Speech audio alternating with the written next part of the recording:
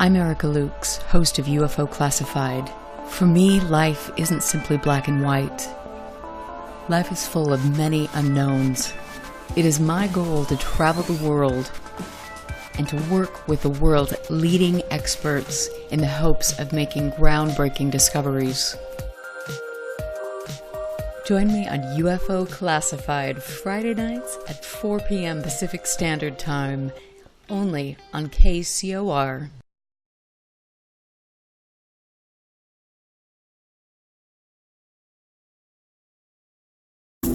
UFO Classified. UFO Classified. No more plausible deniability. Fact, fiction, or the truth. You decide.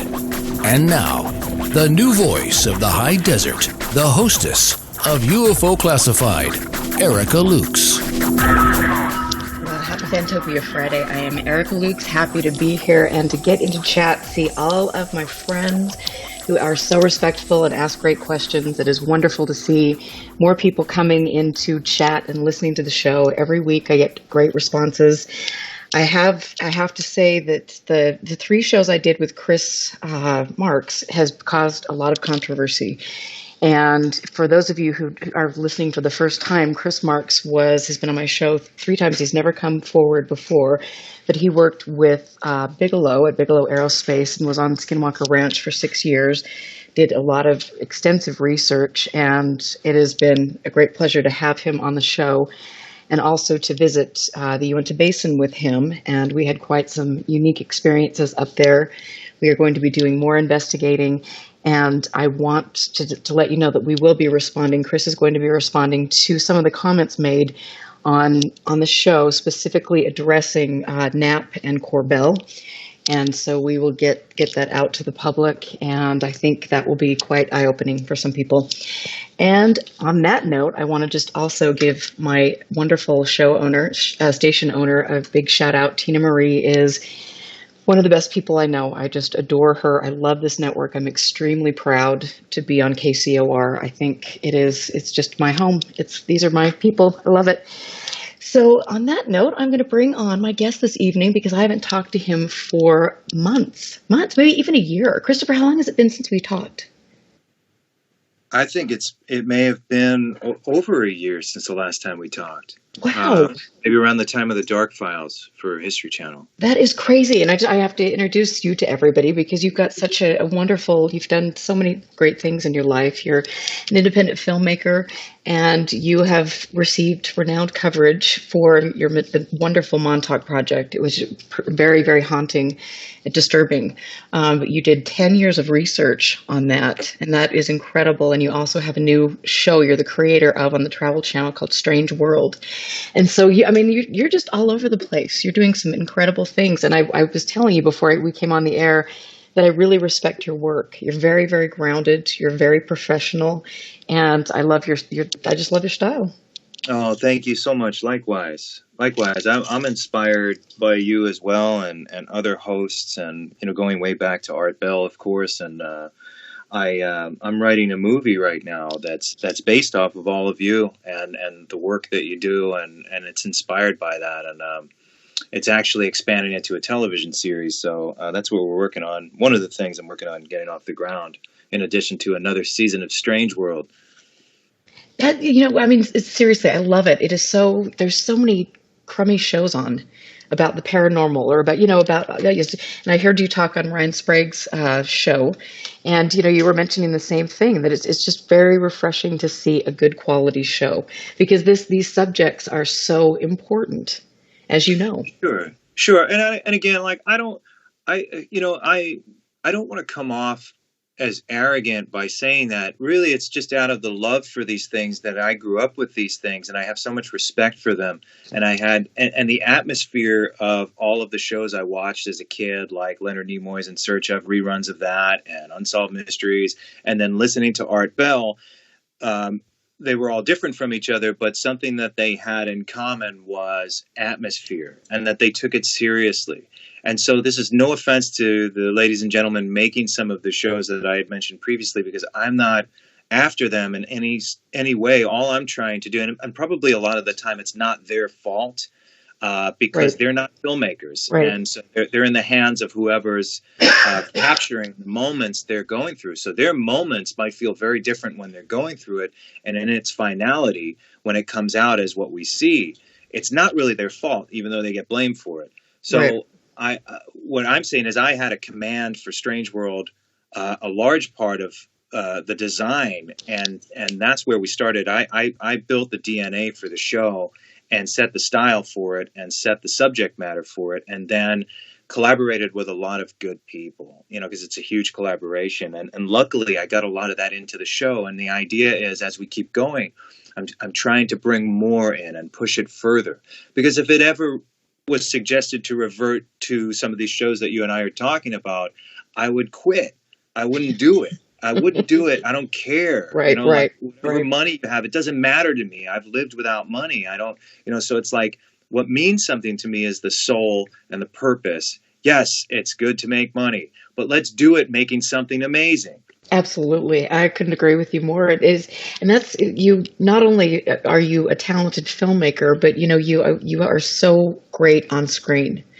And I love that. And you're intelligent and you research things. And that is just, you don't see that in a lot of the shows, the paranormal shows on now. I mean, they're just people that I think they pull off the street and plunk in there and they have no idea what they're talking about. And it's pretty obvious. Sure. And I think the audience lost sight of what it could be. And it really is, a network can say, oh, well, this is tried and true. Well, you don't know, because there's infinite amount of combinations that you could allow the audience to experience. And it remains to be seen what really is the best one. And I think everybody who approaches the subject matter should approach it differently. The Ghost Adventures guys have their thing, but it seems like every new ghost hunting show is going to want to imitate that format. And that's a mistake, because it dilutes something that might feel fun and original, because everything else is that way now. Right. And so what I want to do is not only create something new, but go back to what worked for me as a kid and as an adult at what works, something mysterious, something that has atmosphere, something that has depth and purpose and soul. And it's not always to find evidence, particularly because the journey is exciting. The mystery is exciting. Let's have interesting guests. Let's have intelligent discussions, and also it be entertaining. Now, everybody's idea of what entertaining is might be different. Mine is all of the above. It's all of these things. Keep it exciting and interesting and intelligent and exhilarating, and that's what I want to do with the show.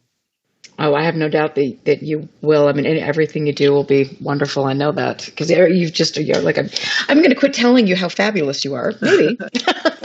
Well, likewise, it's true. I mean, I love it. I love it. And I wanted, for people that don't know or didn't listen to the last show that we were on, that you came on my show, I want to give people a little bit of background to your life. And if you don't mind, just tell us about when you were a child and you used to visit, you used to go on some interesting visits, and that kind of sparked your interest into the unusual. But give us some detail.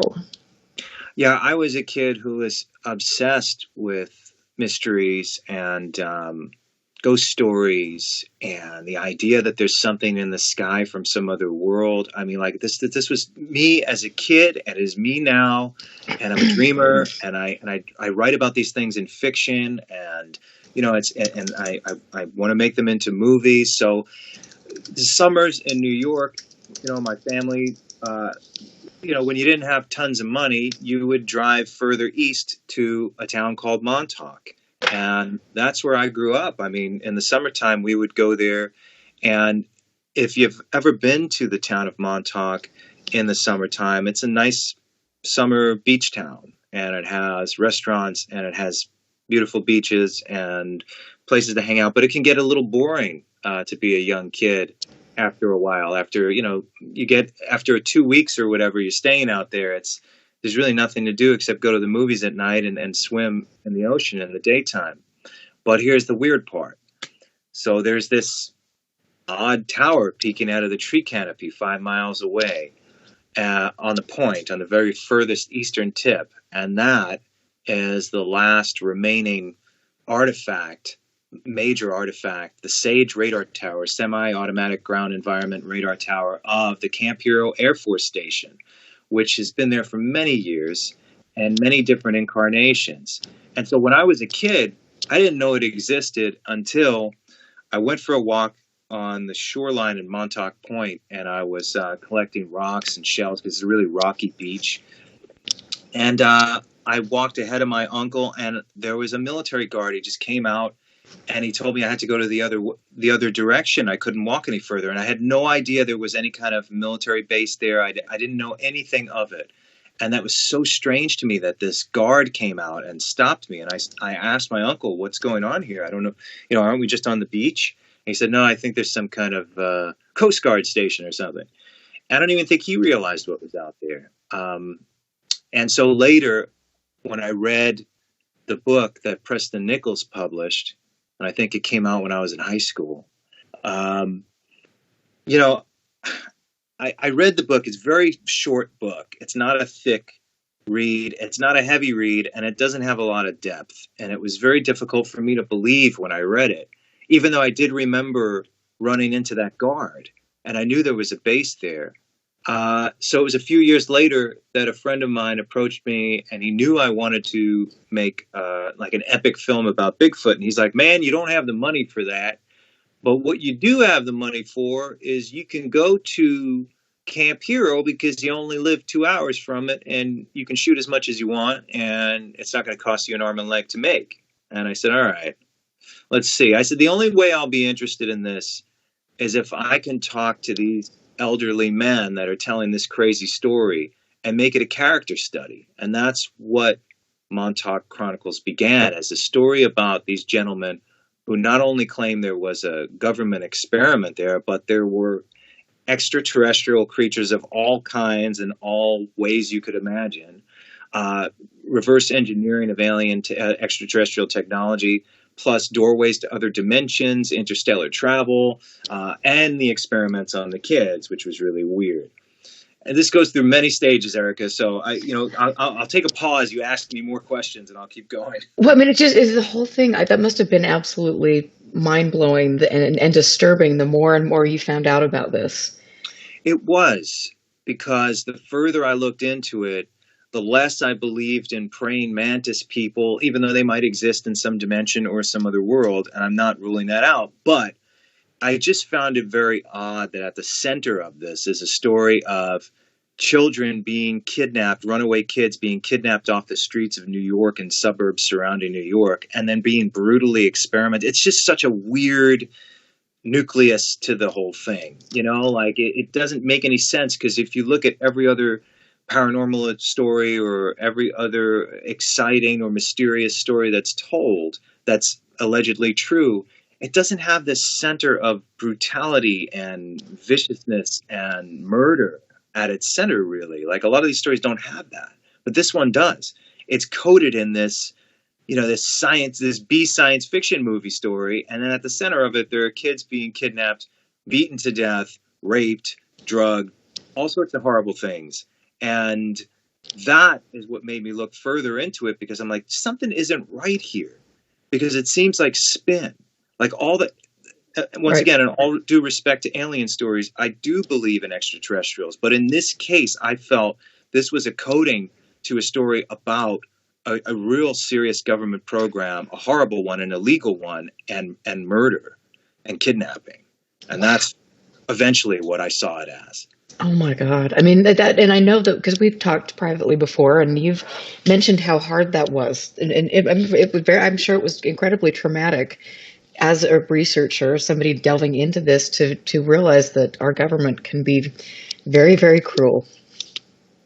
Yeah, and we have evidence of that. And again, I am, you have to be cautious, because these are the people that committed those atrocities. And, I don't see myself as a whistleblower. I see myself as a critical thinker, because the story was already out there. And I think the most damaging thing you can do to that ridiculous story is think critically and sift away all of the other junk and say, no, there's something believable here. Because if you look at Holmesburg Prison and you look at MK Ultra, and you look at the Tuskegee medical experiments, I always bring these three things up because they're true.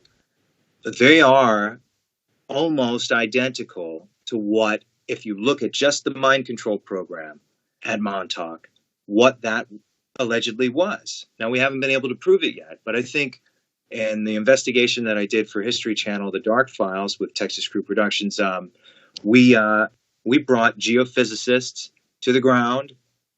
We saw underneath the ground and determined through electric resistivity imagery that there was an enormous structure there, not access tunnels, not something normal. This was a giant room, and we only got one slice of it, one small piece of it.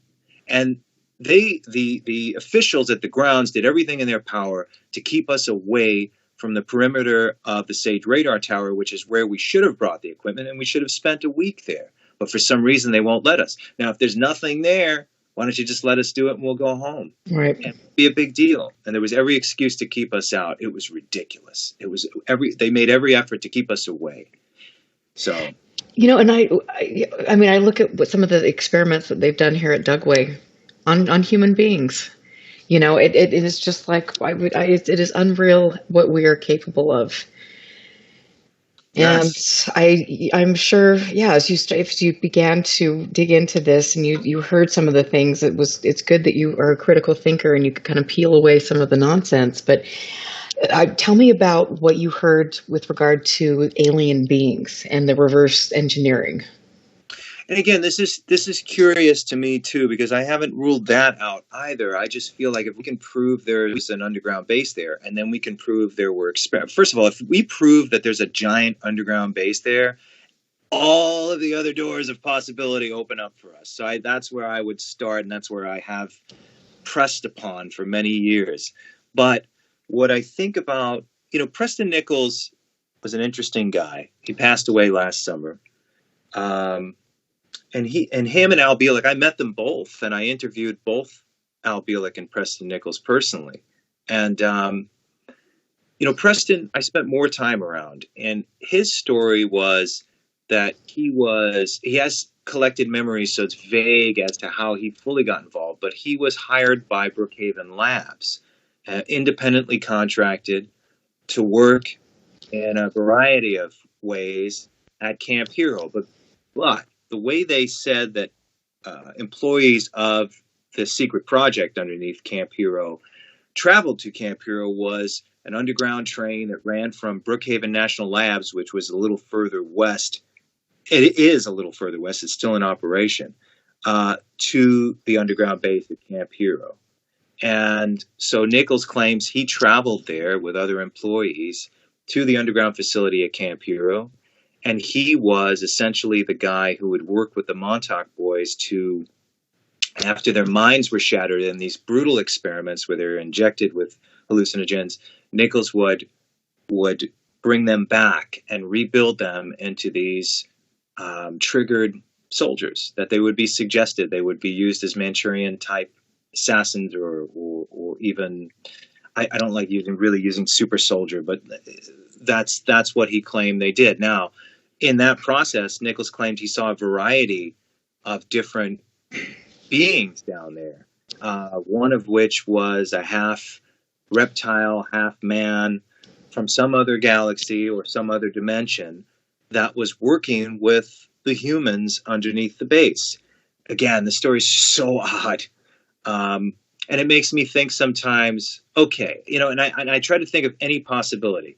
The first thing I don't accept is that there was a big reptilian humanoid talking to him down there. Mm-hmm. And I try to say, okay, if there was a government experiment down there and Preston was hired, was there some kind of technology that can implant these memories in his mind that he saw all these things? So if he were to come out later and talk about it, he's telling stories of reptiles and monsters, and nobody believes him, except for a small market of people who want to buy these books. And this to cover it up. What would you do? Are you going to kill all your employees, or are you going to make them seem crazy? And I considered that throughout the process. I also considered that he really did run into this thing, and that it really was there, because, I mean, if you think about it, we have evidence to prove that there might be all of those things in existence. There's a lot of credible people that say they saw things from other worlds and have experienced things. I've had my own bizarre experiences. So it's hard. It's hard to really pinpoint how to think about this. So I really have decided many years ago just to keep my focus on proving that the base exists. And that's good. I mean, and it is hard when you start delving into these things because there's so many layers and there's so many places you could go as an investigator. And so that was really smart on your part to just stay focused on that. Sure. And so, I mean, what were now that both of these gentlemen have passed away, I mean, what are your feelings about them? I mean, I look at some of the interviews that you've done with them, and my skin just gets cold. I mean, there's just something very dark about both of them. How could it not be when these gentlemen are talking about murdering children? That's not a UFO story, is it? No. Yeah, it's just weird. It's a weird story that I'm trying to get away from. And I think the best way for me to do it is through fiction. So I'm writing a fictional version of it. And that'll be my last dance with it, and I'll say everything I have to say through fiction. That'll be wonderful. And now you get to focus on, you're this great new TV show, because do you have the go ahead for a second season? There has been a lot of talk about it. I have not signed any contracts for it yet, so I'll say that much. There's interest in it. We're finding our fan base. We hit mid-season on Monday, and every episode is different, and we're offering something fresh. So just come and watch the show. Celebrate it. Talk about it if you enjoy it. That's the best I can say. If you're enjoying it, come back and watch it again. Absolutely. So talk about some of the episodes that have aired so far. Strange World was a dream. It was, I offered my dream show. I named it here in the office. I was designing it here, and every episode was meant to be different. So we go from, our second episode was about a video game in Portland, Oregon called Polybius. It was a legend, an urban legend. But the possibility that it may have existed and does exist in some capacity now was designed by a covert operation to control the mind of the player. So we explored that idea, and we found a lot of things that I think were more horrifying than the legend itself. And then on Monday, I explore the curse of Little Bastard, James Dean's Porsche 550 Spider that he died in. There is an extraordinary tale attached to that. Oh, that's cool. That will be really cool. So, so you come up with all of these ideas? Yeah, yourself, yeah, definitely. I picked every single one of them. And, either I was interested in a very long time, or I had heard the idea from a friend. They said, this is a great idea. And I checked it out and I wanted to do it. I mean, just like we all do it. I love it. I love it. I'm Erica Lukes here on UFO Classified. I'm with Christopher Garetano. We will be right back. This is UFO Classified with Erica Lukes. Erica Lukes. The phone lines are open now at 702-425-9230. That's 702-425-9230. Worldwide callers use Skype name KCOR Radio. More UFO Classified. UFO Classified with Erica Lukes on the KCOR Digital Radio Network. After this. Toxins are everywhere, from the air we breathe to the food we eat and the water we drink. In a world where 80,000 known toxins and heavy metals threaten our very existence, how are you going to protect yourself and your loved ones? Introducing Pure Body Extra Strength, the world's first colloidal zeolite that helps trap and remove toxins as well as heavy metals from your body that are messing with your memory, clarity, sleep, and focus. Don't just take our word for it or the testimonials from our thousands of happy customers. Check out the hundreds of articles and case studies on the National Institute of Health website proving zeolite's powerful ability to remove toxins. For a limited time, listeners to KCOR will receive 10% off their first order. To get started, go to trypurebody.com and enter promo code code radio10. Again, that's trypurebody.com. Toxic junk is all around us, but now you can take back control of your health and protect yourself by detoxing with Pure Body Extra Strength. You'll be on your way to sleeping better, thinking more clearly, and feeling more energetic. Go to trypurebody.com right now and get started today. Now, broadcasting in digital HD radio. In the shadows, a voice cries out. Evidence that you're not alone. You said my name. What is your name? Proof that the living and the dead coexist. Or do they? Every Wednesday night, 6 p.m. Pacific, 9 p.m. Eastern, join writer, producer, and paranormal investigator Greg Bakken on Ghost Box Radio as he explores, interviews, and investigates evidence alongside some of the best in the paranormal community and beyond. 6 people killed. Ghost Box Radio, Wednesday nights exclusively on the KCOR Digital Radio Network, because the dead don't sleep. Ghost Box Radio.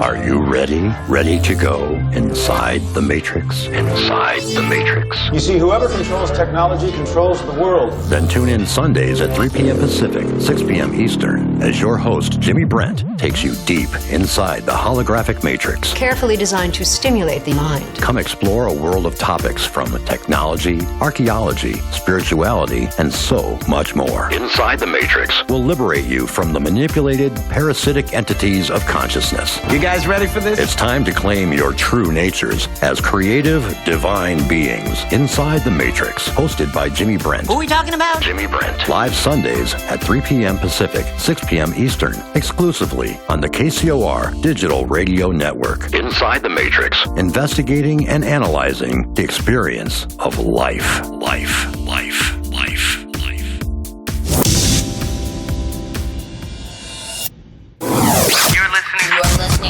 You're listening to UFO Classified with Erica Lukes, where the truth isn't hidden beneath the black lines of a Sharpie. That's the craziest thing I've ever heard. To be on with Erica, call 702-425-9230. That's 702-425-9230. Worldwide callers use Skype name KCOR Radio. Radio contact. Share your thoughts on the show on Twitter by using hashtag KCOR. Or head over to the live chats at KCORradio.com. The audience goes nuts. And now, your host of UFO Classified. Are you ready? Erica Lukes. Erica Lukes. Welcome back to UFO Classified. You're going to have to stick around tonight for a great night on KCOR. I am actually going to be interviewed on Willie's show right after mine. And so definitely grab a beverage, get the popcorn, and hunker down for a great night on the best network on the planet. I am here with an incredibly brilliant and talented person who has done a lot of different projects, including the Montauk Chronicles, which is one of my favorite shows. And it's disturbing, it's dark, it's beautiful. Everything about it is wonderful. And we've talked to my guest, Christopher Garetano, before on the show about all of that and some of the disturbing aspects and things that he uncovered. I have, and we're going to talk a little bit more about his brand new show that he's doing on the Travel Channel and that, but I want to just ask a question here that we've got in chat. Christopher, welcome back. What Stuart Swerdlow, if I get to speak English tonight, would be good. What do you think about him? Is that fact or fiction? I don't have much to say. Okay. Well, that sums it up then. I like it. Okay. So let's get back to your show. And you were talking about one of the episodes, but what are a couple of the other episodes going to be focusing on? Every episode is different, and so we move from The Legend of Polybius, which is this video game that may have been designed by a government program to control the minds of the players in the early 80s arcade scene, to and we discussed things that's where it started, but where it goes from there. and where it is now. And with VR, I love virtual reality, but it's kind of like the Wild West in there. We don't know who's making that stuff. And so moving on to the legend of Little Bastard. Little Bastard is a Porsche 550 Spider that James Dean, the talented actor who passed away in that car in a horrible accident in California, on the way to a race. And he was testing the car out because he was going to race Little Bastard. And he crashed and he died. And so, but the story didn't begin there. It began with Sir Alec Guinness, who played Obi-Wan Kenobi. I think 48 hours previous, James Dean pulls up at a restaurant where Sir Alec Guinness and Thelma Moss were. Thelma Moss was an actress at the time, but she ended up becoming the female archetype for all of the female paranormal investigators and everything from The Entity to Poltergeist to Insidious. She ran the parapsychology department. I believe it was at UCLA. And so he was there with her. Oddly enough, I just felt like it was an interesting little fact. And Sir Alec Guinness looks at James Dean when he pulls up with Little Bastard and says, if you get back in that car, you're going to be dead in 2 days. Now, I just bought a Mustang GT and I love it. And, I think it's a cool thing to show, my friends and stuff, like, look at this car. It's great. And nobody tells me you're going to be dead in that car in a couple of days. It was just such an odd thing for someone to say. And Sir Alec Guinness said that, he had a force take over his voice. He had this premonition and he couldn't help himself. And he had to tell this to James Dean. And James Dean did die in the accident. But some weird stuff happened after that. And real documented stuff. Now, there's some embellishments along the way, of course, like every legend. But these things really did happen. So a doctor bought the chassis fully with the engine inside of Little Bastard, the Porsche. He took the engine out and he put it in a Lotus. And his buddy, who had another Porsche 550 Spider, just like Little Bastard, cannibalized parts and put it in his Spider. Those two guys went to a race. They were the only two guys in that race that crashed, and the guy driving the other Porsche Spider died. So the pieces of Little Bastard went on to cause more havoc. And this story goes on and on and on. There's stories of truck driver transporting it, getting in an accident. His body flies from the truck, lands on the ground, a Little Bastard flies over, lands on top of him and kills him. It's on display at road shows. Little Bastard collapses, breaks a girl's hip. Like all of these crazy stories. And then about 60 years ago, Little Bastard was being transported from Miami, Florida to a place in Washington. And when it got to a way station, it was gone. It wasn't in the truck. And so you'll see in the episode, we talked to everybody that we could find that was involved in this whole provenance to learn about maybe what happened to this car. And we were really trying to find it.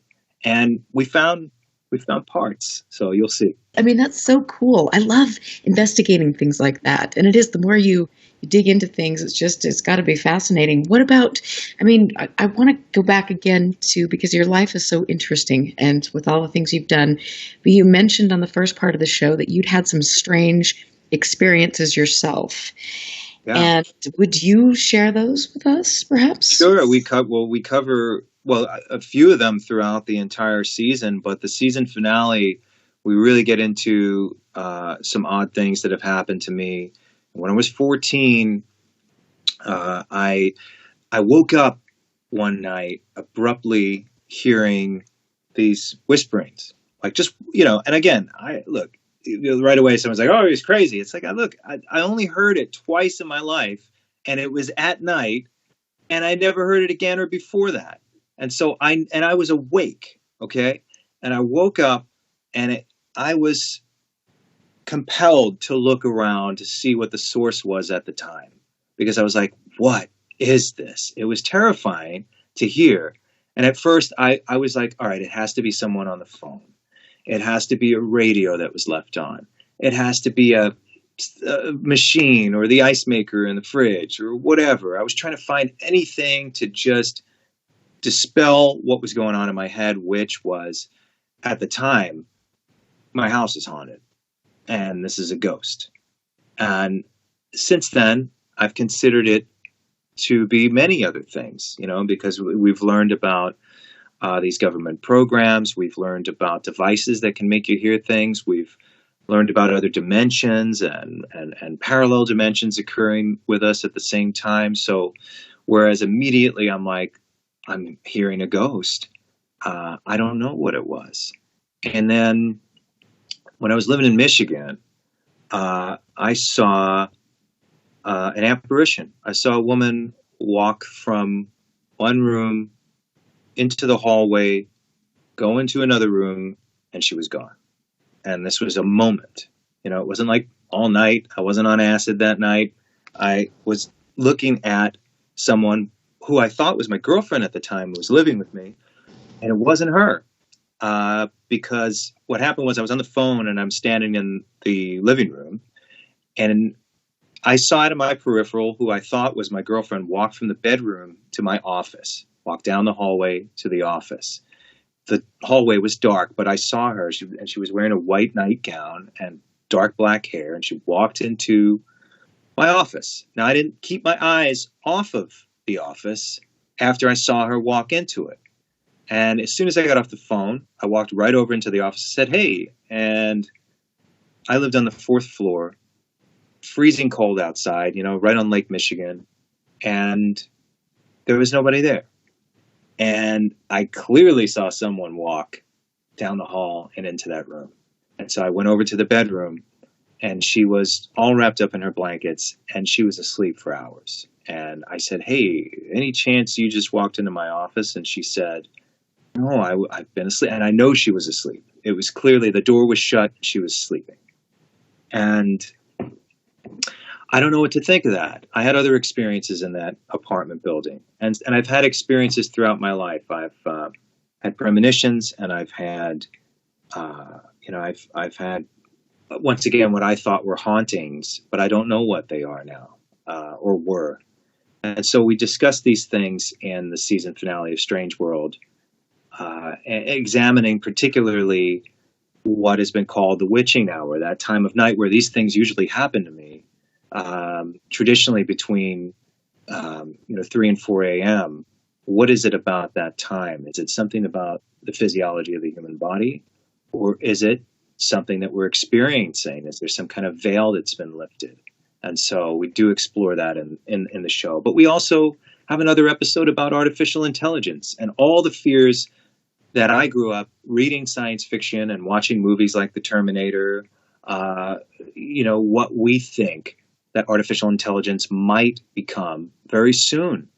And we explore that. We explore AI, we explore androids, we explore the advanced AI that's running all of our computers right now, and what's going to happen and how we're going to deal with it. And it's a powerful episode. I mean, we speak to Nobel Peace Prize winners who are trying to prevent autonomous drones. And, that's Strange World. It's a variety. Every episode is different. I'm part of several experiments at real institutes where real scientists are developing things throughout the episode. So it's a variety. I think, and I love ghost stories, but I think we could do better with ghost stories. And if it's just the same episode all the time, and we have a Ghost Hunter episode, by the way, but it's stylistically different than anything you've seen, I'm sure. But I think we could do better. And so that's what I'm trying to do with the show. My proposal in the beginning was always to do something better and edgy and different and exciting. And I think this is our first season, and I think we did really damn good for the first season, and I want to push it 10 times further for the second. So that's where I'm at with this. I'm telling you, I think I've dropped it one too many times. So that's just the way it goes. As Tina knows, I'm not exactly adept at my building my sound studio and really operating my computer, clearly. You should see me drive. That's the scary thing. Be careful. You need an autonomous car, but I have an episode for second season that talks about the dangers in that. Yeah, AI is so scary. We are really living in, I think, a concerning time with regard to that. I mean, I've had some very strange things happen with, having a conversation at my business with a client, and I'm not on my phone. My phone's in the same room, but then 2 hours later I get a text, and in this text from this random number in Florida, it's basically taken half of the conversation and put it in the text. Yeah. And again, we discuss how are we going to deal with these things, because once AI is already more intelligent than us, but once it acquires more artificial emotional depth, consciousness, self-realization, what are we going to do? We're going to be obsolete. So the answer, and a lot of scientists and futurists feel that human enhancement is the only answer, and we discussed that. Human enhancement could be everything from a physiological enhancement, changing what we are physically, to cybernetics, to enhancing our brains. So I think the only way to deal with the inevitable future of artificial intelligence taking us over is for us to change as well. So the future would look much like most of the science fiction that we've read about. And once again, that's what I'm trying to show you. The strange world is that we are living it and we're going through it. It's happening now. We're at the precipice of everything changing, and all of these bizarre things that we experienced through fiction in the 20th century is now coming true, and it's coming to light and coming to fruition. Wow, it's just so, it's a trip, and I can't wait to learn more about that from you and some of the things that you've discovered. I mean, I have to ask you, because, I think when somebody has poltergeist experience or a haunting, they typically have a lifetime full, like you mentioned, of paranormal happenings around them. I know that I certainly have. I mean, what is anybody else in your family, if they had any experiences? Sure. A lot of people have. My brother right now is living in a house with a lot of activity, and he's a guy who's trying to ignore it, and the stories are extraordinary. There was a gentleman who passed away in his house. I actually just learned from my sister-in-law that several people passed away in the house before they acquired it. And but this gentleman, it was Halloween night, and I am not making fun of this tragic moment in this man's life, but he fell, hit his head, and couldn't get help. He was delirious and he was bleeding all over the place. And so it was Halloween night, and they found him with blood everywhere. They thought it was a murder scene. The authorities and paramedics eventually went in there and found him because people heard a commotion. He was trying to get up. He was trying to save himself. So fast forward to now my brother living in this house. At night, when a certain door, which is now his office, when it's shut, they wake up to a sound as if someone is violently shaking the door, and the door is shaking, like as if someone's trying to get out. And they go over and open the door, and nobody's there. And it's terrifying because, you're trying, this is supposed to be your sanctuary, your oasis, and it's not. There's really weird stuff happening in there. And then one day my sister-in-law was cleaning the living room, and she saw this guy in the mirror. Now, my sister-in-law and my brother would not sit here and just tell this jazz to anybody. They're clearly affected by this. But they experience things all the time. Growing up, I did too. And that kind of fed the Cursed Ground episode of Strange World. I have a personal connection to all these stories. And I had the experiences that I was telling you about, but I had other experiences too. And my mother, after my second cousin died in a horrible car accident, my mother had some of her sweaters. And so she was trying on one of her sweaters, and it was the dead of winter. And no windows were open. New York, deep suburbia in the woods, dead of winter, freezing cold outside, no windows open. My mother's trying on Cindy's sweater, and her bedroom door slams shut, and it gets very cold in the room. So I grew up with these stories. I grew up 15 minutes away from the Amityville Horror House, 2 hours away from Camp Hero Montauk, and in the town where an infamous story of Ricky Casso and the Say You Love Satan murders actually occurred when I was a kid. So I grew up with constant ghost stories, constant, weird happenings all around me all the time. Oh, so I'm sure you went to the Amityville Horror House. I did. Well, in high school, we used to go to the front lawn and use a Ouija board on the lawn itself. And this poor guy that lived in there was just shaking his head like, not again, please. Oh, God, why can I picture you doing that? Yes. That is so awesome. Oh, my Lord. Did it produce any results? It may have. And this is the thing. I collect Ouija boards, but I don't use them. I see them as pieces of artwork. I have one from Ukraine that's beautifully made, and again, but I won't use them because I don't know if when I was a kid messing around with it, and we discussed this in our season finale of Strange World, that I may have invited some negative energies into my life, and there was a dark period in my life during that time too. So I have them here because I like to face a lot of my own concerns and fears, so they're here throughout the house. But I have not. This house is so peaceful, believe it or not, as sinister and weird and archaic as it might look when you're in it. It's really a peaceful place. Has great energy. Well, that's good. I mean, and I will say that Ouija boards are quite interesting. When I was in my 20s, I lived in a very, very haunted house, and it was an incredible place. But one night I was playing with the Ouija board. My friend brought it over, and we had an experience with that. And I took a tape recorder, and I was recording the Ouija board session. And my husband at the time he had been communicating or using a Ouija board when he was a child, and been communicating with the same entity. And he had never really talked about it because it scared the crap out of him. But he said, just for fun, I'm going to go over and write this person's name down, this entity that came through. And I said, okay, do you want to play? No, not going to do it with you guys. And so he sat there, and we were on it, and I was tape recording. And I asked, did you die here? And in the house, and when we played the tape back, you could hear somebody say yes.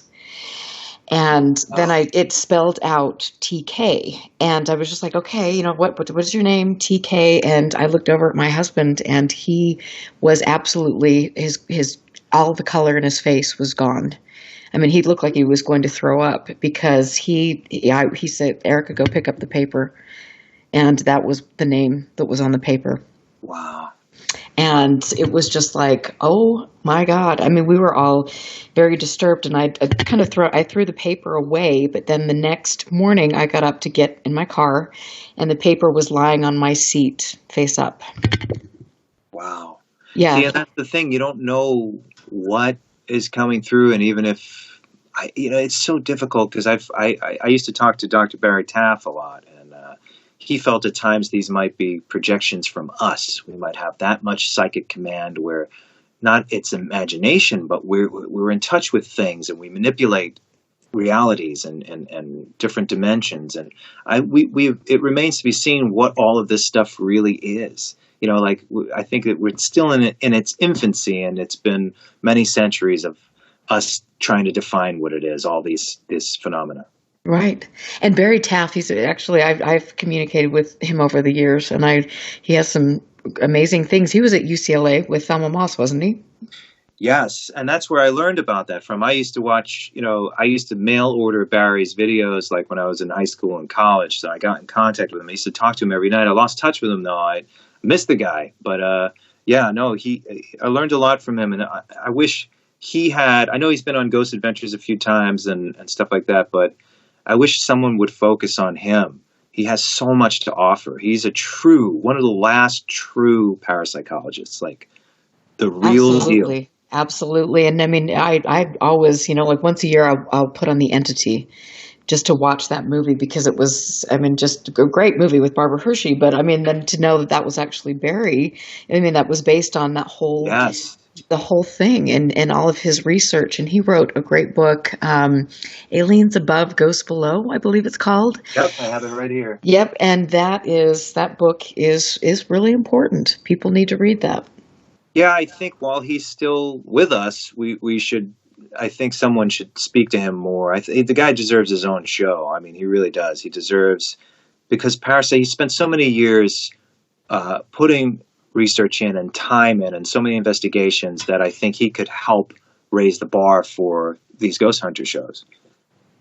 Absolutely. I agree. In fact, you've inspired me, and so I'm going to reach out to him and get him on next week's show. Oh, please do. He's fantastic. He is fantastic, and there's so many things. People don't even know who he is, which just blows my mind. It's like he is important. He did a lot of work, and this is incredible. Who do you remember the name of the person that he was with? There was another fellow that he used to go investigate with. Cary Gaynor, I think it was. Okay. And then there was a few other guys later on that he worked with on some documentaries. And one of the documentaries I saw was, it was similar to The Entity, The Investigation, but what they found, the evidence that they found was fantastic. You know, I mean, like people add their own way of style and entertainment. Like in Strange World, I assure you that everywhere we're going to and people we're talking to either legitimately believe these things have happened to them or they're legit. We don't hire actors, but it has a style to it. And the way we discussed it was, look, you could either have it shot in 30 frames per second by a camera operator and make it look like garbage, or we can have two cinematographers, which we had, which was Ryan Rudin and Nate Horowitz. And I set the style guide for them, and they did their own thing, which was beautiful. And why not? Why not have it look good while we're experiencing these things? So it's really a perspective of the people who are capturing it. So just because it's dramatic and stylistic doesn't mean, you know, we were faking anything. It was just there were two artists capturing what happened. That is so cool. I love it. And I can't wait just to pick your brain after we get back from break. I'm Erica Lukes, and you can watch Christopher's show on the Travel Channel, which is going to be on Monday night. I'm so stoked. And it's called Strange World, and he has produced and directed many other things, award-winning films, and you can go check out Montauk Chronicles too. That was a great movie. I will be right back after the break, so stick around. Listen very carefully. This is Houston. Say again, please. Houston, we've had a problem. This is UFO Classified, live every Friday night, 4 p.m. Pacific, 7 p.m. Eastern, exclusively on the KCOR Digital Radio Network.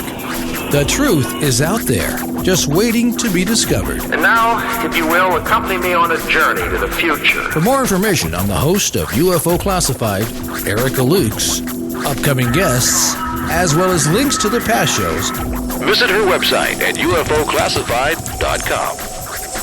UFO Classified. UFO Classified. This is KCOR Las Vegas, home of the Digital Radio Network, broadcasting from a shack just south of Area 51. Wait, that doesn't exist. This is the KCOR Digital Radio Network. Now for the news. KCOR Las Vegas. All the time. Of course I listen. I listen all day. It's the best music. KCOR, the new underground source for news, talk, and music at KCORradio.com. Tell your friends, email them, or Facebook them, or Twitter them. Hey, are we done here? Because I'm losing my buzz.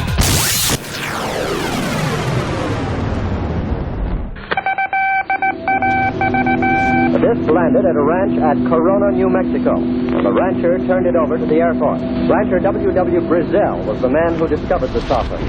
What I thought was a star began coming in my direction at a very rapid rate of speed. The unidentified object, which some sources thought might be a blimp, moved slowly down the Pacific coast from Santa Monica and disappeared south of Long Beach. I saw a UFO, and it went down the river, turned right at the United Nations, turned left, and then down the river.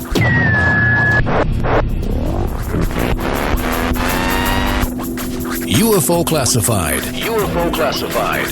No more plausible deniability. Fact, fiction, or the truth. You decide. And now, the new voice of the high desert, the hostess of UFO Classified, Erica Lukes. Welcome back to UFO Classified. I am happy to be here, and stick around for the show after my show. Willie Miranda is going to have me on, and I can't wait to talk to him. We're going to have a great time tonight. I want to give a big shout out to my friend Northern UFOs, who is so wonderful to promote the show, to get it up on YouTube, and to help me run defense this is a listener-supported show. I feel very strongly that I need to get good information out to the public because there is literally nobody in ufology who is capable of doing that. And I hate to say that, but when you look at 99% of the people that are out there lecturing and putting out information, they are, kind of questionable. So it's vital to have a show like this where we get good people on, researchers that are getting older that we won't be able to hear from for too long. It's really important to have that oral history, and I love doing this. This is an important show for me, and I hope it will be remembered for a long, long time. I want to also thank David Cook. I was on his show. That was so much fun to talk to David. And like I said, the KCOR this is the best family. I love it. I love Tina and everyone. So thank you for all of your love and support. I am here tonight with one of the coolest guys on the planet. Christopher is an independent filmmaker who has done award-winning stuff. I mentioned Montauk Project. You guys need to watch that. He's got a new show on the Travel Channel called Strange World. So I'm super stoked about that. But he has had a series of unusual experiences in his life. And I definitely know that's what drove you to kind of push forward and break ground with all of these curious investigations. And anybody that's going to take a Ouija board to the Amityville Horror House, that's so something I would have done back in the day. Yeah, I mean, that was normal. We lived, pretty much down the road from it. So it's where I grew up, and I grew up with all of these stories. It was stories, late at night, people told stories. And I grew up in a video store, so I got to see all kinds of movies as a kid. My parents owned a video store when I was a kid. And I was immersed in fiction, and I was immersed in stories of the unknown. I still have all of the books I had when I was a kid and everything going forward. And so that is Strange World. Strange World comes from the heart and the soul. It's a real thing. I'm not just some dude they hired. It really means something to me.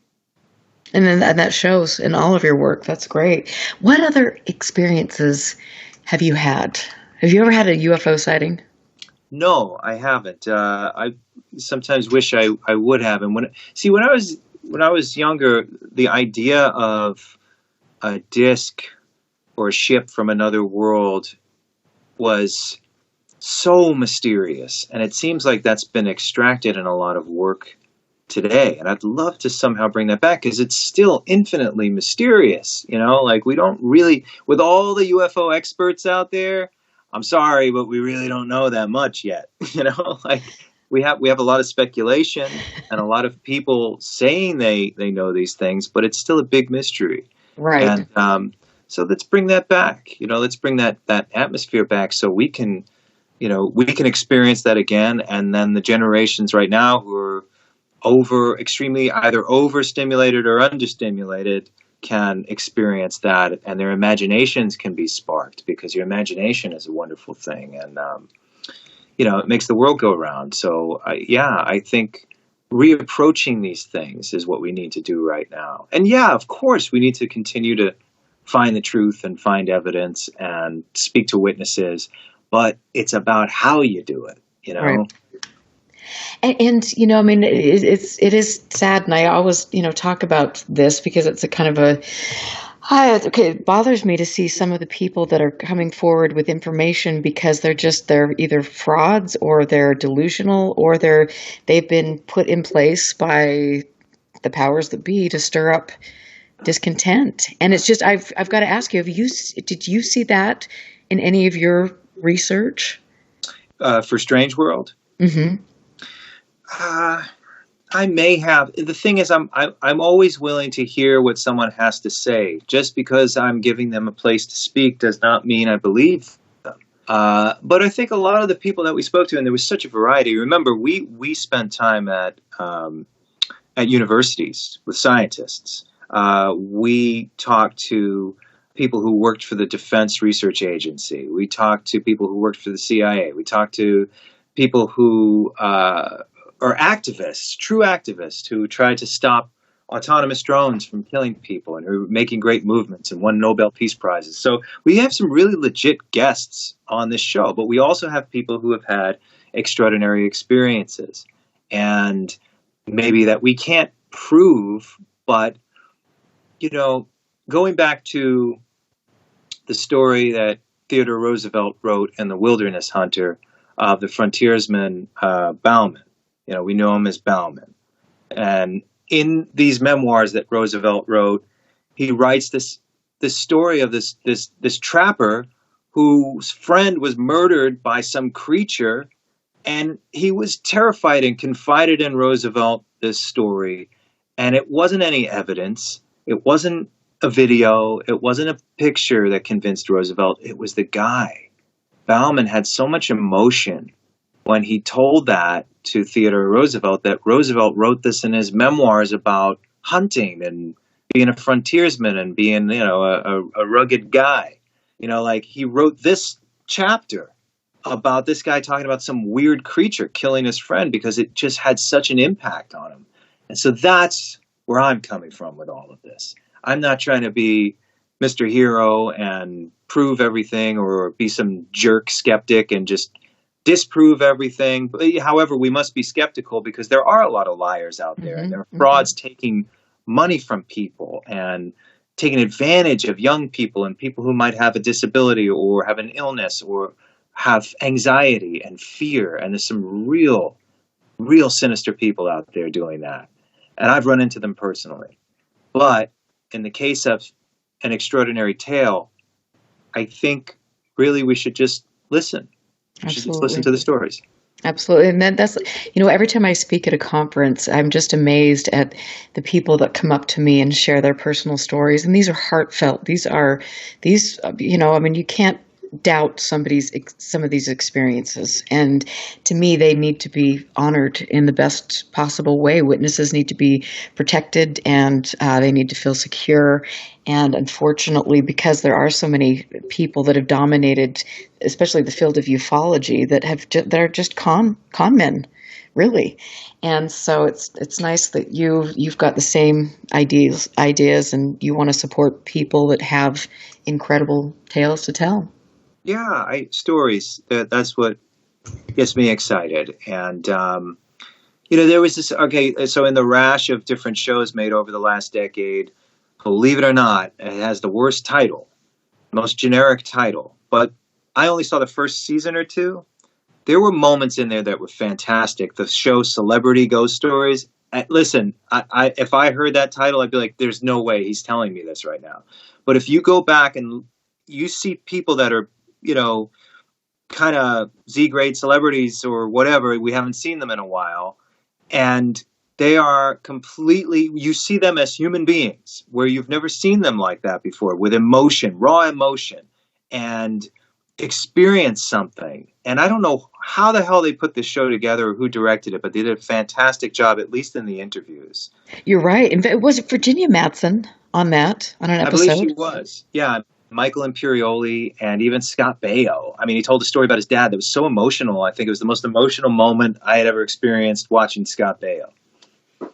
Well, that's saying something. Yeah. No, you're right though. That was a good show. Now that you mention it, I wonder. It was. Yeah, I love that. I'm gonna have to try to find that and watch that again. But it's crazy, and I've got to ask you because I hear you could tell us something about the God helmet. Oh boy, I have it here with me right now.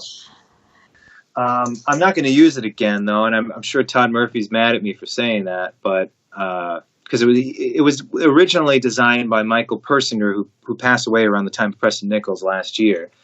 And if you don't know anything about the God helmet, Michael Persinger made several devices.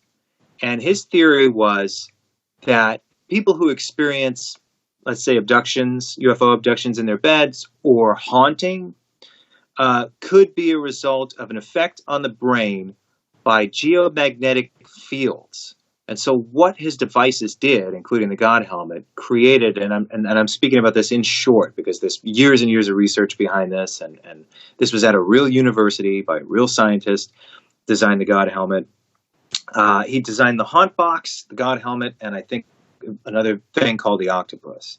And so what these did were they created this incredible geomagnetic situation on your brain that would enhance your perception, and in other cases see and hear things.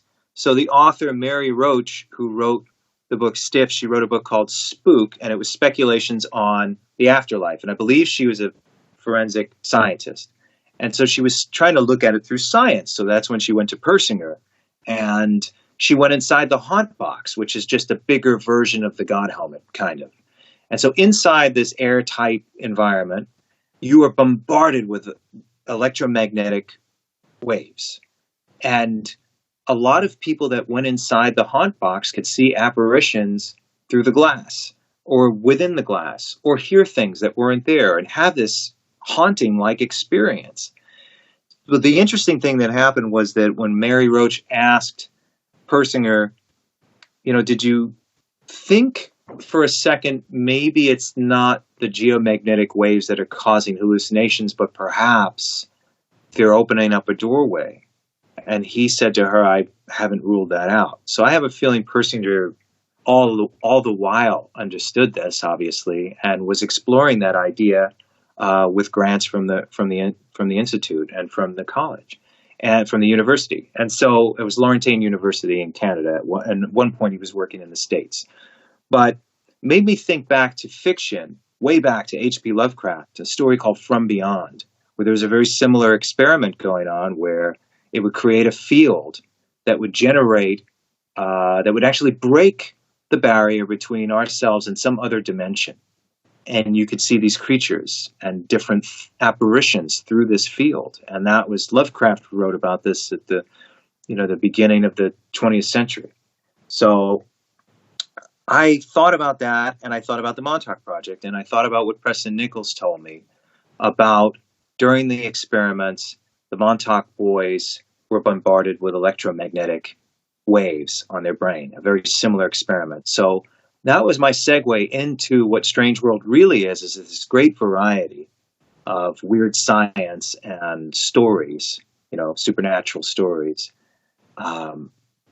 And I had to touch upon Montauk because a lot of people don't know who I am. So the beginning of Strange World opens with the story of Camp Hero for the very last time. That was my last investigation. I'm not doing it again. I'm happy to consult or talk to people about it, but I'm not going back. So, and segueing into the work of Persinger and the God helmet. And I used it. And I had an experience, and I've had a lingering experience ever since. I've had these weird, profound micro naps, they could be considered narcoleptic, but I don't fall asleep when I'm driving or anything. I just, if I'm sitting around in the house and I'll doze off, I have these flashes as profound as they were when I was using the God helmet. And I don't know, I wonder if I had used it again, would this be even more profound? But I don't want to mess around too much. And again, I might be making Todd Murphy feel very uncomfortable right now, but that's my experience, and I decided not to go back again and use it. Wow. How long? So tell us what it looks like and what happens and how long you use it. Give us more detail about that. It's fascinating. Well, you could see the sequence in the very first episode of Strange World, and if you missed it, you can access it either on Amazon Prime or on the Travel Channel website, and you just type in your cable provider, and you can watch the first 3 episodes. But I used the God helmet. First session was by myself, without the camera crew. Nobody was there, and I used it alone in a hotel room in Los Angeles while we were on the road. And then at that sequence, it was very subtle. So I used it for hours, and midway through the experiment, I started to feel like the lights in the room were dimming, and I was hearing some sounds that may not have been the traffic outside. It was weird. It was very strange. And I think that it's tantamount to what a lot of people, including Mary Roach, described they felt when they were using his devices. Second time around, it was much more profound. And there are people who use the God helmet a lot, saying that it's enhancing their psychic abilities. They're having these epiphanies. It's like this gradual, bridge to your spirituality. Perhaps it's similar to opening up the Kundalini or the third eye. I don't know. But all I know is I don't want to mess with it too much, because I like the natural progression of opening my mind And I'm not sure if I'm personally ready or spiritually ready for a device to particularly do that to me. Wow. Yeah. Wow. I mean, and for you to do that by yourself, you are a very brave man. Well, yeah, that's one way of putting it, but yeah. I mean, I wonder what if you took something like that to a location, like Skinwalker Ranch or some of the more active locations around the world. I wonder what would happen. Well, are you willing to go and do that? I hate to say it, but I probably would. Absolutely. Well, I mean, I tried it, and it did have an effect, and I still experience residuals from it. So go for it. I mean, nothing bad has happened. I'm just curious that I don't know if long-term use could cause a brain tumor. I don't want that to happen, and if I can prevent that. And so I don't know. And again, no offense to Mr. Murphy. He swears up and down it's completely safe. And Michael Persinger, I'm sure, took these things into consideration. But some of these micro naps that I've had are pretty profound. And I already have vivid dreams and weird experiences. And I'm trying to get some kind of stability with this stuff. So we'll see. And that's scary. I mean, you're right. You just have no idea what the residual effects will be from that. So, and I think it's, even going into a place like Skinwalker Ranch or any of these places, I mean, it's just everything is enhanced anyway, but then you bring something like that into the mix. That could be something.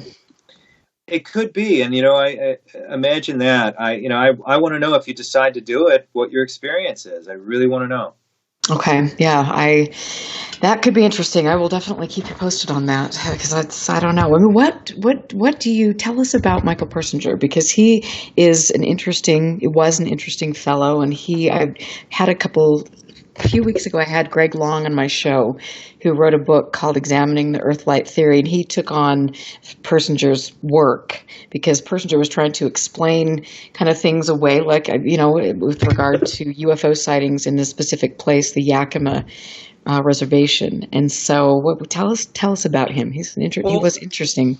Again, my focus on Persinger was more about these devices, but essentially, I think you're saying the same thing: is that he explaining it away, meaning there's a geomagnetic field that may have made you see that thing. But again, his answer to Mary Roach contradicts him being some kind of skeptic or proving that it's just a hallucination or an effect on the brain.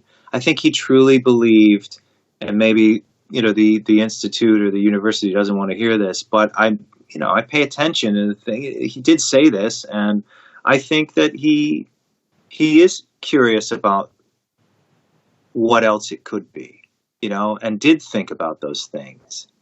And who's to say it's just simply an effect on the brain? We have pilots, and we've had people, and credible people, and astrophysicists, and presidents, and good people like ourselves that have seen things. And you're saying this is all just faulty wiring in the house or some kind of geomagnetic field because of where you live. And it's, I think that there's more to it than that. I think what we're seeing is a reality. It's yes, the geomagnetic waves and where you are might have some kind of enhanced effect for you to see those things, but I don't believe they're just pure hallucination or fantasy. I believe we're actually experiencing something. And it's curious. I mean, there's so many things to learn about. Why do some people have experiences while others can be standing right next to them and not have experiences? Why are certain locations, more active and others aren't? I mean, it's just there's so many incredible questions to ask that we need to find the answers for. And I'm grateful for the people that have put in time that are actually looking and doing incredible work. Because this is so cool. I mean, I love doing what I do, and I love talking to people like you, and I love learning things and going places and having grand adventures and pushing boundaries. It's just there's nothing better in life than doing that. Oh, likewise. Yeah, I mean that's why I'm doing it. That's where I have to be all the time. I mean, this is it. Isn't that cool though, that you can actually use your talents as a brilliant filmmaker and get good information out there and take people on a journey that most people wish that they could have themselves. Yeah, that's the whole point. It's like, why would I want it to be lost in monotony when I can really give people an adventure, a show? You have this privilege of making a television show, and you're not giving it 100%. I disagree with that. I think everybody should be making the greatest possible show they could pull out of themselves if they're privileged enough to do that for a living. And I am, so I'm always going to push. Great. That's wonderful. Tell us a little bit before we go to break about the Dark Files and what that show was centered on. So the Dark Files was essentially another chapter of Montauk Chronicles. It was a follow-up. It was me going further where Montauk Chronicles was a character study on all the people that claimed the incidents at Camp Hero were real. The Dark Files was an investigation, a real one. And once again, we brought geophysicists. We found a gentleman named Brian Minnick who spent a lot of time there as a kid, and then as an adult, really did a proper investigation with the evidence he collected as a kid, looking back in hindsight. And I know Brian's working on this fantastic book right now that I'm participating in with him a bit, but it's his book, and I think it's going to be the best book on the subject of the Montauk Project. Oh, that is so cool. I'm excited. Honestly, I love keeping track of you and making sure that, you're staying out of trouble and not using Ouija boards in dangerous places. Or maybe I'll just go with you. That'll be good. We can come along. I know. I have a feeling we could get into some trouble. I have no doubt about that with the God helmet, the Ouija boards, and all sorts of stuff. So wait till you see what I have planned for season 2. Oh dear. I guess you can't give us like a little teaser. It's tough. Every episode is different. I will, and after the break, I'll tell you. Okay. I'm Erica Lukes. I am here with Christopher Garetano. We're going to be right back. You can check out his stuff on the Travel Channel Monday nights. Strange World. Stand by. This is UFO Classified with Erica Lukes. The phone lines are open now at 702-425-9230. That's 702-425-9230. 9230. Worldwide callers use Skype name KCOR Radio. More UFO Classified with Erica Lukes on the KCOR Digital Radio Network. After this. Are you ready to expand your consciousness? Ready to dive deep within this profound planetary ascension? Then you're ready for the Universal Consciousness Show. Live Mondays, 11 a.m. Pacific, 2 p.m. Eastern. Hosted by Augie Nost and Diana Seraphim. It's time to expand your consciousness. A time to learn new modalities. To further understand the all. The Universal Consciousness Show will take you on a magical journey as you explore an array of possibilities. From the paranormal to UFOs and aliens, as well as banned medical cures, you'll learn to activate knowledge hidden deep within your DNA. The Universal Consciousness Show, hosted by Augie Nost and Diana Seraphim. Live Mondays, 11 a.m. Pacific, 2 p.m. Eastern, exclusively on the KCOR Digital Radio Network. A deeper understanding of the universe is but a show away. Vegas, baby! Vegas' #1 source for talk and new music. How cool is that?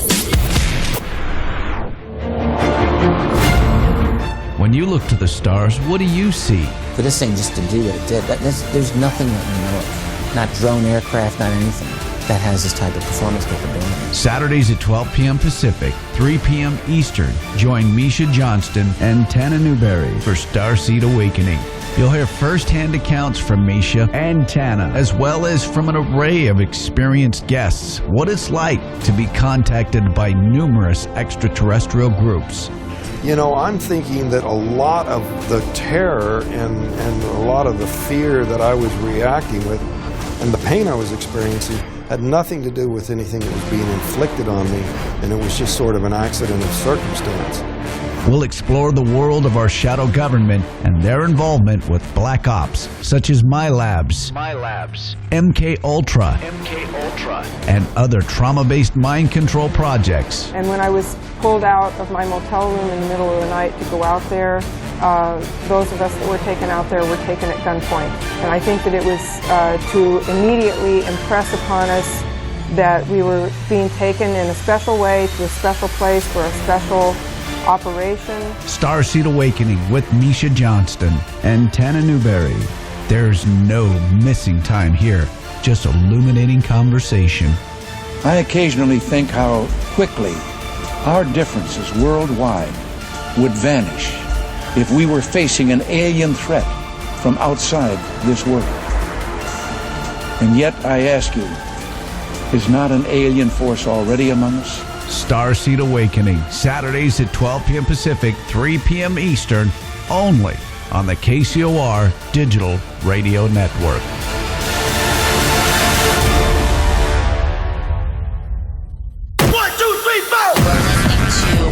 To the KCOR Digital Radio Network. I love the way it sounds. Love the music. I listen all day. The future of radio is here and now.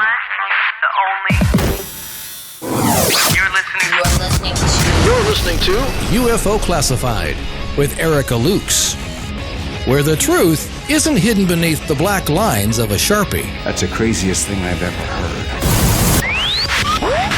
heard. To be on with Erica, call 702-425-9230. That's 702-425-9230. Worldwide callers use Skype name KCOR Radio.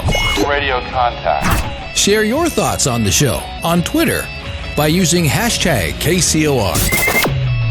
Or head over to the live chats at KCORradio.com. The audience goes nuts. And now, your host of UFO Classified. Are you ready? Erica Lukes. It's always with great sadness that I come back for the last segment of my show tonight. I have had a wonderful time with my guest, who is a brilliant award-winning filmmaker and has produced a lot of good stuff, including a brand new episode on the Travel Channel, our brand new show, Strange World, and we're hoping that it gets to make it to the second season. I have a feeling it will, because it's incredible.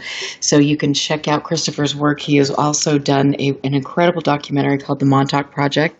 He researched that for 10 years, and so it's really very disturbing and thought-provoking and eye-opening with regard to a lot of things that took place in that time period. And so, Christopher, welcome back.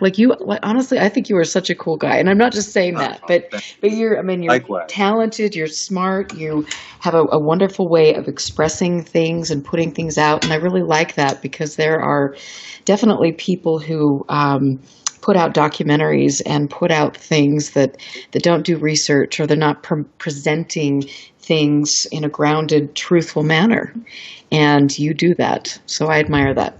Oh, thank you. Likewise. Absolutely. And I had somebody ask in the chat room if you could give a little more detail on what specifically happened when James Dean was killed.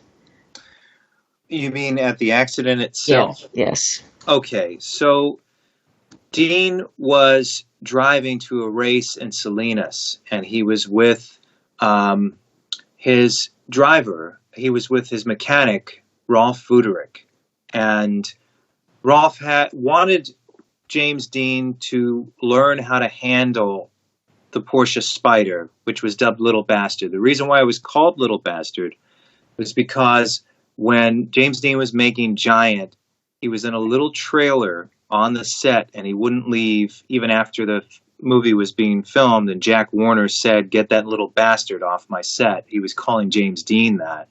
So James Dean named his car after what Jack Warner Brothers was calling him. So he's on his way to a race, and he's driving, and they come to this area where there's a kind of a crossroad, and a gentleman was driving home from college, and here's where things get a little weird. So Dean and Rolf Vuderick are driving, and allegedly Dean was speeding. He was doing about 90 in the Porsche. But that was the whole point. He was driving on some of these remote roads to learn how to handle the car. And he's been in a lot of remember, he raced cars, so it wasn't just a guy being reckless one night and getting in an accident. This was specifically on their way to a race. And so I believe the man's name was his last name. It's escaped me, but I believe it was Appleseed or something like that. Anyhow, no, Donald Turnipseed was the guy's name who was driving the car that slammed into James Dean. And so Little Bastard is driving very fast with Rolf Vuderick and James Dean driving, and Donald Turnipseed is on his way back from college and slams right into them. They just, that fateful moment. And so Rolf was thrown from the car, and body was completely mangled in the accident. James Dean's foot was caught, I believe, in the gas pedal, wrapped up. And his body was not thrown from the car, but thrown over to the passenger side of the car. And Little Bastard spun in the air, landed, and rolled.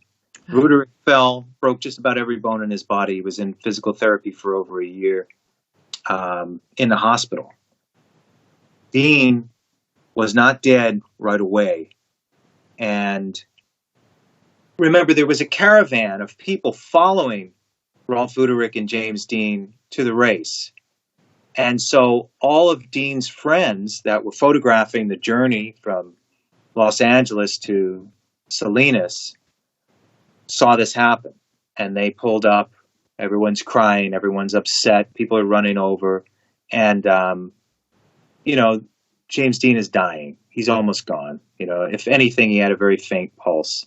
And so you could see photographs from that moment where his friends are standing by the car and people are trying to help, and he's gone. He died. And so at its center is at the beginning of it is just a horrible tragedy, and this extremely talented young man died in this horrible accident. And I tried to never forget that while making the episode. I remember, 20 years ago, I was just fascinated with James Dean. And I remember looking at those photos from the scene of the accident. And it's just heartbreaking. Absolutely. I don't know why to this day I looked at them, but it was very interesting. I have a friend actually who worked with a person that worked with James Dean, and that James Dean was not incredibly likable.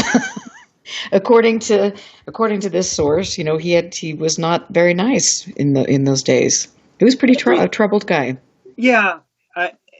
And he may have had premonitions of his own death. He may have been a little reckless, but you know how it is. Everybody has a perspective of a human being.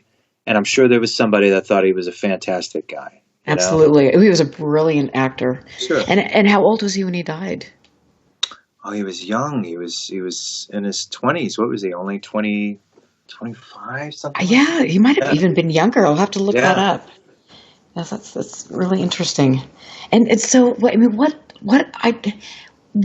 are your thoughts on? I know this. I'm jumping to a different subject, but with regard to all of your hauntings, the experiences that you've had, the voices in your room, all of these things. Where do you feel this is coming from? Do you think that this is extraterrestrial? Do you think this is a ghost? Do you think this is none of the above? What do you think, the more you look into things and research, what do you think this all means and what it is? It's so difficult to pinpoint because I hear from futurists that we're living in the consciousness of an alien and, we're designed in some computer somewhere. I hear from other people that we're living on a multi-dimensional existence, and that there are other versions of our world leaking in other worlds and other dimensional gateways leaking into our world. Then I hear that there are physical, celestial bodies, planets out there that, there are civilizations on them, and that they are visiting us and they have technology to communicate with us. And then voices from the afterlife.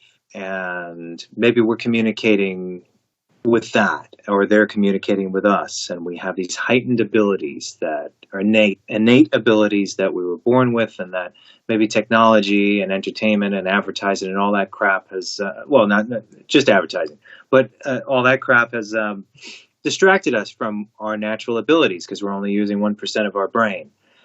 It's a variety of things, and I think the journey to answer that question is what I'm on. Ask me in another 10 years, I'll probably be a wiser man, and I'll be able to put it in better perspective for you. But right now I'm an astronaut, and I'm exploring, and luckily I get to do it for a living, and I'm doing it through my work. And it's things I want to explore. Once again, I'm not just some dude. They said, "Oh, do this show, pay you, and you do it." It's like, no, I took the risk and I said, "This is what I want to do." They could have said no, and I'd be broke. So, isn't that fun though, to be able to follow your passion and to do, groundbreaking things, and to be able to make a little money and change, get good information, change open people's minds. That really is a cool thing. Yeah, no, I am eternally grateful to be able to do this. And as much as I work, because I work every day, I haven't had a break in certainly over a year. Nothing to speak of, like I'd gone out to the movies a couple of times, and I had a break to have something to eat or go to the gym, but I really haven't had a break. So, but it's okay because I love this. And if I didn't love it, I certainly wouldn't do it. So what is the most, if you were to pick an experience in your life where you're intersecting with all of this, like what is the most profound thing that has happened to you? In all of it? In all of it. Yeah, in all of it. I know that's a loaded question, but it's fascinating. The most profound, to come to the realization that this is always who I was, always. I never let go of it. So thinking about how I was when I was a kid, I am the same in this respect. I have the same fascination and curiosity for the same things. And now it's just a much more mature and sober perspective and with a lot of life experience behind it. But I'm just as passionate and fascinated by it, even more so now than I was when I was a kid. It's wonderful. And, and it's also, it has meaning. It has more. See, some people are just so caught up in artifice that they think that's reality. And it is kind of, but that's not the only reality. And so what I'm looking at is this history, this thread of history that has happened throughout human history and throughout our existence that we've heard about in fable and in legend and in the occult. But these are real things that happen. These are real things in cultures that we've practiced and experienced. And it's old as man and humankind. And so that's what I'm exploring, because we seem too caught up in, politics and, what major news stations are trying to get us to think, like with this hurricane that's coming to Florida. Now, I've been through 2 hurricanes out here, and I'm not saying hurricanes don't happen. That does happen, and it causes mass destruction. But what I am telling you is that the news stations want everyone to be afraid, everyone to be scared, everyone to freak out and buy a bunch of stuff. And that's what they did. And so they're even taking water from babies right now, like off the shelves, because they're afraid of this monster hurricane that's going to eat them alive. I've been through this twice now. And the only thing that happened was we couldn't get gas and we had to scramble for water because everybody freaks out. And Stephen King writes about this all the time. So that is what I'm trying to avoid. And with whatever life I have left, I could live, who knows how long. I could live 100 years through medical technology will improve, and I could live 200, 300 years, or I could die tomorrow.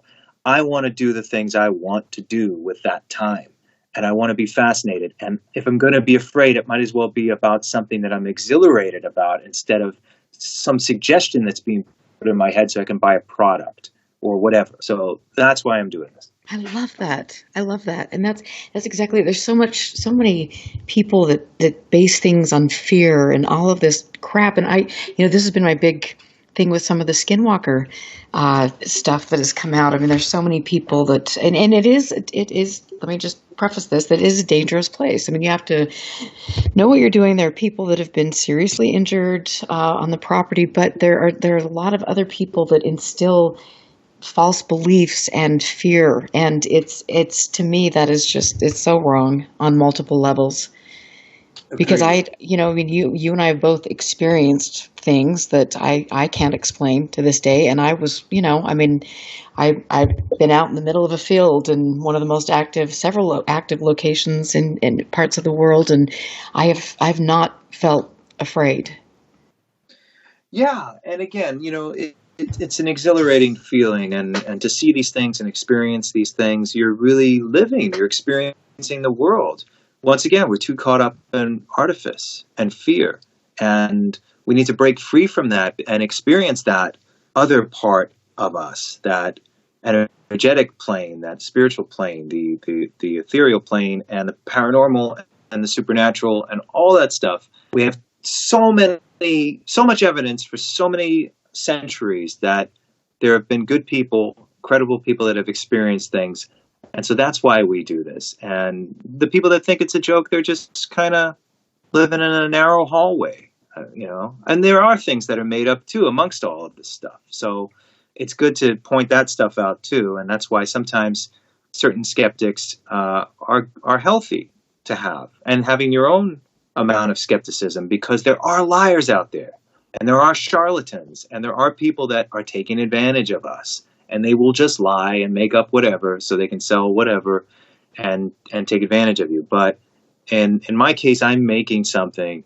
In your case, you're here and you're presenting and you're making something and you're making these presentations and you care about them. But amongst us, as you know, there are some people out there that are just like taking every gullible person for whatever story they throw out there. And that absolutely is truth. I mean, sometimes I'll go to different, conferences or check up on the latest UFO news, and I am amazed at some of the things that I hear. And people are really, interjecting some dangerous beliefs into all of this, and I just think, oh my Lord, what? It's just never a dull moment in the world, at least in the world of ufology. But I'm sure, and I've heard that's the same way in the paranormal world as well.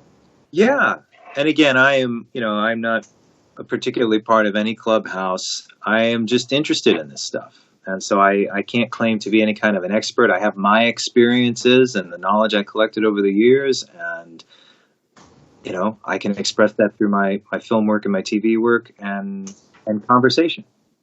And that's wonderful. What is one of the most, if you could think of a moment in time when you were looking into all of this and researching, what was the most disturbing thing to you in your years of research? Just the Montauk project. And the people involved, and some of the people that were involved that I know that are making things up and taking advantage of people and literally like running cults, small cults. I experienced that firsthand. That's terrifying to me, disturbing, frustrating, that those things exist, that those people exist, and that they can actually take advantage of people. And then that, again, there's this underlying story. These people are thriving off of a story at its very center of children being kidnapped and murdered, and worse, just as bad. Like all the different elements of that project, if you read the details, they're there. And these people are selling that story, and they're benefiting from it and smiling about it. And I think that's the most disturbing thing that I've experienced through that. And you wonder, those people should be eternally ashamed, but they're not, because they're who they are. Wow. Yeah, I am sure. And then that's it. Then you wonder, who are the people that are following them? Those people are victims, in my opinion. A lot of them are really sweet people who are hoping that someone has an answer or someone has a healing property. And some cases there are like I think Alejandro Jodorowsky is a true healer because he gives things away. He's not taking advantage of you. He's not trying to stick his hand down your pants. He gives you art. He gives his books away. He gives lectures for free. And I'm not saying you have to do everything for free because he sells his stuff too.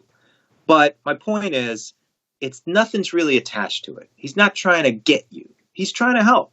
He experienced things through his life, his long life. He's 91 years old now.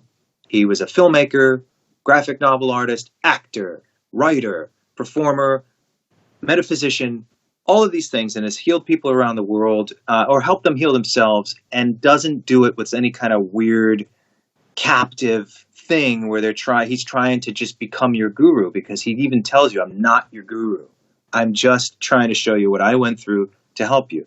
So that is someone who is the antithesis of some of the other people I encountered who are real just sinister people, and they even tell themselves they're doing good, but they're not. I watched them firsthand take advantage of people in the worst ways you can imagine. I can't call them out by name, but if they're listening right now, they know I'm talking about them. And don't worry, you're going to get yours. Wow. And I'm quite sure I know who you're referring to. I can't say that. Yeah, no, but I mean that is despicable. How sad that any of this would take place. But I mean, we've seen that in the world of, ufology, and on to a lesser degree. It's not been quite that dark, but it's unbelievable. But on a lighter note, you're hoping to get the second season up and running for your show. What else do you have in the works? I have several television projects and a movie, and I can't really say much about it except for the one that's a fictional, my fictional. Even geographically, it's fictional, but it has so much to it. It's a fictional take on the Montauk project in the early 80s, but it has some very strong characters, really interesting, exciting characters, and I have interest from I've had interest over a year now or so from a pretty major company, and that I have a feeling we were talking about it the other day, and we'll be moving forward soon on this. I was making Strange World, so I couldn't really attend to it, but now I can. And there are discussions for a second season. I actually delivered 12 possible episodes for a second season of Strange World. So the next few weeks will tell. I mean, they talked about it. They're interested, but let's see. It's a business too, so the audience has to build, and it is building. It's been doing better every week. So that means the audience is building, and check out the show. It's new and it's different, and I'm offering a variety, and I have a feeling you'll enjoy it. And it's a breakaway from, I think, some programs that need to evolve a little bit. And I'm not trying to kill them. I'm just saying let's change them a little bit. Right. Absolutely. Well, absolutely. I think all of my listeners would agree with that wholeheartedly. It's the same old. And so to see something like yours is really refreshing, and you are passionate and you're knowledgeable and you are a beautiful filmmaker. So that's really cool. I love it. And I love talking with you. And I hope that maybe I can, come down and see you in Florida and maybe, borrow the God helmet, come up to Skinwalker Ranch, let you know what happens. Well, you can use the God helmet. Where did you get it? Well, it was part of the project. I mean, it was purchased from Todd Murphy for Strange World for my usage in the episode. So you can actually get those from him. They're not cheap, but you can get them. And he built it for me. So it was a custom thing, but he'll build yours. And I believe I think, if I'm not mistaken, just Google Shiva God helmet. Okay. Shiva Neural Systems. That's where you go to find a way to get your own God helmet. And so how much is the price tag on one of those babies? I think maybe $600. Oh, that's might be worth it. I don't know. Yeah. No, yeah, I had an experience with it. And again, I know of people who might be using them every day, and they claim that they're just, I can imagine maybe this just progresses, but it's not something I want to mess with right now. Right. Who knows what the long-term repercussions are? And that's the scary thing, as tempting as it does sound, I guess I'll check back with you in a couple years and see. Yeah, I say try it, and I'm curious if you'll have a similar experience, at least in the first few sessions, because it takes a while. And then consult with Todd Murphy and see what he says. Okay. I absolutely, I will reach out to him. That's a good idea. And so where can people find you? Well, you can go to my long-running website, montaukchronicles.com, or tune into the Travel Channel Monday nights at 11 Eastern Time, 11 p.m. for a new episode of Strange Worlds. We're hitting our mid-season episode on Monday, and that is the James Dean Little Bastard episode. And we're running until the 1st of October. And so check it out, and you can look at the if you missed episodes, you can go to the Travel Channel website or Amazon Prime and experience Strange World. Fabulous. And I will post links to all of that for everybody. Chris, thanks so much for being here. It's always a pleasure to talk to you. Likewise. And absolutely. Thank you. And stick around. William Miranda is up next, and I'm going to be sticking around too. So stay in chat, and we will catch you on the next hour. Have a good night, and I'll see you next week. Listen very carefully. This is Houston. Say again, please. Houston, we've had a problem. This is UFO Classified, live every Friday night, 4 p.m. Pacific, 7 p.m. Eastern, exclusively on the KCOR Digital Radio Network.